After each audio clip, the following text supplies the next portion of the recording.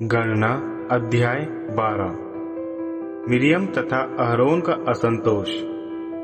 मोशे ने कूश देश की स्त्री से विवाह किया था और उनका इस स्त्री से विवाह करना मिरियम तथा अहरोन को उनके विरुद्ध हो जाने का कारण बन गया। उन्होंने यह कहना शुरू कर दिया, क्या यह सच है कि यहोवा ने सिर्फ मोशे के द्वारा ही बातचीत की है? क्या उन्होंने हमारे द्वारा भी बातें नहीं की? यहोवा ने उनकी ये बातें सुन ली। सब जानते थे कि मोशे अपने स्वभाव में बहुत ही विनीत थे, पृथ्वी पर किसी भी व्यक्ति से कहीं अधिक। इसलिए अचानक यहोवा ने मोशे, अहरोन तथा मिरियम से कहा, तुम तीनों मिलन वाले तंबू के पास आ जाओ। तब वे तीनों बाहर आ गए। तब यहोवा बादल के खंभे में उतरकर उस तंबू के द्वार पर खड़े हो गए और अहरोन तथा मिरियम को बुलाया। जब वे दोनों पास आ गए, तब यहोवा ने कहा, अब तुम मेरी बात सुनो। यदि तुम्हारे बीच कोई भविष्यद्वक्ता है, मैं यहोवा उस पर दर्शन के द्वारा स्वयं को प्रकट करूंगा।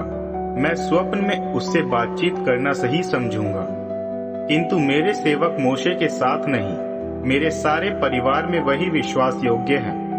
मोशे के साथ मेरी बातचीत आमने सामने हुआ करती है।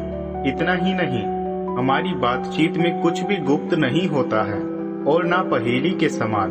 उसे तो मुझ यहोवा का स्वरूप दिखाई देता है। फिर तुम्हें मेरे सेवक मोशे के विरुद्ध यह सब कहते हुए भय क्यों न लगा? तब यहोवा का क्रोध उन पर भड़क गया और वह उन्हें छोड़कर चले गए।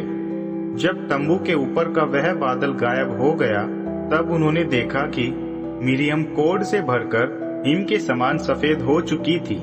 जब अहरोन ने मिरियम की ओर दृष्टि की तो पाया कि वह कोढ़ रोग से भर गई थी। इस पर अहरोन ने मोशे से विनती की, मेरे गुरु, मेरी आपसे विनती है, यह पाप हम पर ना लगने दीजिए। यह हमारी निरी मूर्खता थी जो हम यह पाप कर बैठे। ओह, उसे उस स्थिति में ना छोड़ दीजिए जो मृत जात शिशु के समान, मानो प्रसव होते होते उसकी आधी देह गल गई हो। मोशे ने यहोवा की दोहाई दी, परमेश्वर, मेरी प्रार्थना है, उसे शुद्ध कर दीजिए। किंतु यहोवा का मोशे को उत्तर यह था, यदि उसके पिता ने उसके मुंह पर थूक दिया होता तो क्या वह 7 दिन तक लज्जा की स्थिति में ना रहती? रहने दो उसे इस लज्जा की स्थिति में, छावनी के बाहर 7 दिनों तक। इसके बाद वह छावनी में स्वीकार कर ली जाए। तब मिरियम को 7 दिनों के लिए छावनी के बाहर कर दिया गया। प्रजा ने उस स्थान से तब तक कूच नहीं किया जब तक मिरियम को छावनी में वापस ना ले लिया गया। किंतु इसके बाद इजरायली प्रजा ने हाजोरोत से कूच किया तथा पारान नामक मरुभूमि में डेरा डाल दिया।